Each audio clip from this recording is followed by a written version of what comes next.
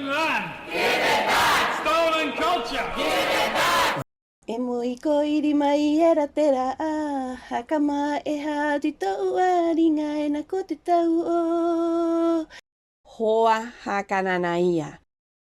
The most perfect tupuna or ancestor living tupuna with the power of mana, we call it mana. Hoa hakananaia, because of his power, his mana, we get reunited again in peace. But really, like, the point of Ho'akana'ia is this statue was taken off of the island in 1868 by some other British explorers from the ceremonial site of Orongo. And he wasn't just kind of like out in the open. Like, the statue was buried somewhat underground within one of these ceremonial houses. So, in fact, the crew of the British vessel had to take apart the house in order to remove this statue. And now, this very important statue is on display in a museum thousands of miles away from the people who actually used it and carved it. I would say the saddest part of it all is that very few Rapa Nui have actually been able to see him. In simple words, Rapa Nui have the body, but youth have the soul. We walk through this world without our soul, as an empty body. Mohokoru atu yaku e te moa ie. When you get access to the museum, if you make him hear this song, please, it will be appreciated, so he could feel warm again. So make him hakaron or listen this song, por favor, please. Poseidon was the god of the ocean and of the sea. Athena was the goddess of knowledge. The two gods fought over the name the city is gonna take. Athena fought with Poseidon. Athena won. So this is why the city was named after her. Athens took her name. Ancient Greek people believed that the gods were always there. They could interact with you, maybe being a stranger in the streets. So they built the Parthenon in an effort to, win the gods and goddesses' gratitude. Even today, as a teenager, going up in the hills with my friends, staying there in the night, you can see the beauty of the Acropolis just from kilometers away. It is always here. Lord Elgin was appointed as the ambassador of England in the Ottoman Empire. He actually wanted to take some copies of the Parthenon marbles for his mansion back in Scotland. So he asked for permission by the appointed government in Athens from the Ottoman Empire.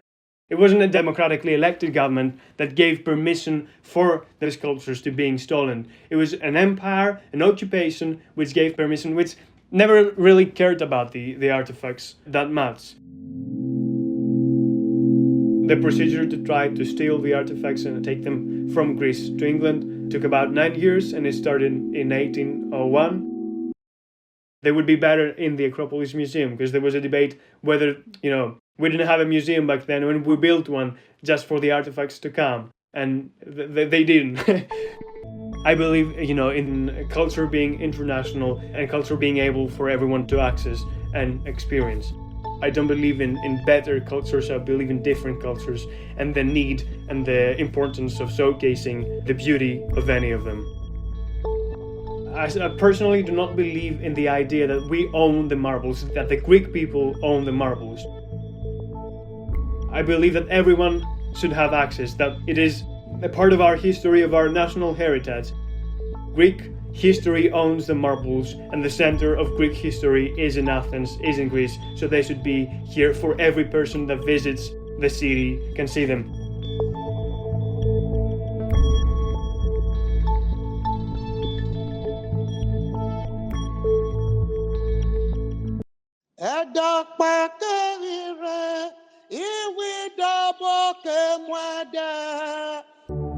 Bronze making in my kingdom historically is about storytelling, it's about archiving, and it's about documentation.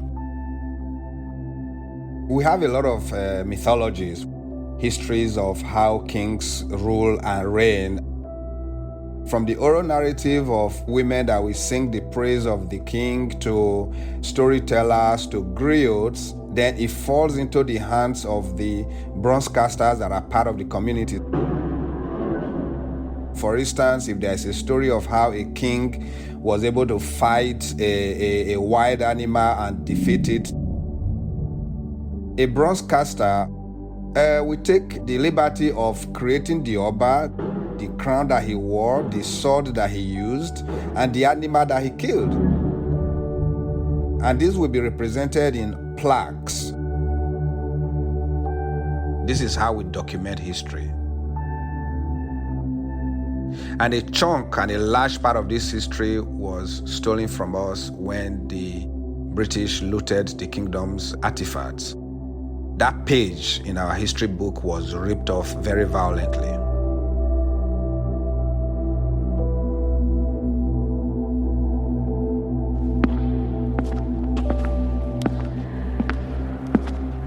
The first time I entered the British Museum to actually encounter these bronzes and other objects that came from my kingdom, I stopped in my track. To see them in that state, strung together, completely out of place and out of space, it made it quite lonely for that very important item to my people. It was really painful. Seeing them in British Museum brought home more for me than any other museums that I've seen the Benin bronzes. I mean, it's not just me. A lot of African artists, a lot of African writers, a lot of African curators, we have to go to museums in the West to be able to reference these things, and they are not referenced in their natural state. So we are beginning to look at even our own stuff from a Western perspective. We begin to gaze through the Western eyes. Now, Siddhartha, who later became Buddha, he goes into war, is sitting on an elephant and looking at all the death and destruction around him. And that's the moment he says, enough. I cannot be the enabler for this kind of destruction. And that's when he decides to become something. Now, that very moment of him sitting on his elephant, looking at people dying, the moment where it hit him, so to speak, that moment is captured on this huge stone relief. The piece of art that captures this moment, you can find this in Hall 33A of the British Museum today. The idea of Buddhism, it is about the discovery and understanding of self. A stupa is where you went to meditate. It is a place where you sit down with yourself and understand yourself and study yourself. This stupa where these marbles come from is from 200 250 BC. Different cultures had very different ways of recording their history, their fables, their stories. The primary medium in India was sculptures. They are the walls, the pillars, the gateways, the arches of the stupa. Amravati marbles that are now in London have reliefs or stories of the Jataka tales.